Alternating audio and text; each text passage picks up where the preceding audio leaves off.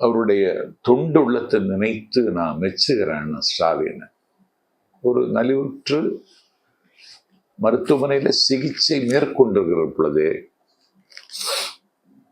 தமிழ்நாட்டு மக்களுக்கு செய்ய வேண்டிய தொண்டை தொடர வேண்டும் என்று கருதுகிற அந்த சர்வீஸ் அண்ட் சாக்ரிஃபைஸ், சேவையும் அர்ப்பணிப்பும் அவரிடத்தில் இருப்பதை உலகத்திற்கு இன்னைக்கு அது பெரிய செய்தியாகிவிட்டது.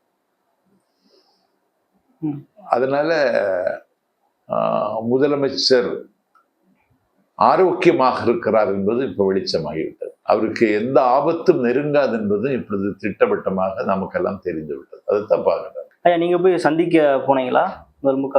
மருத்துவமனை வாசல் வரைக்கும் போனேன், யாரையும் அனுமதிக்கல அப்படின்னு சொன்னாங்க. சரி, அது நம்ம அனுமதிக்க முடியாதுதான். அதனால நான் வந்துட்டேன்.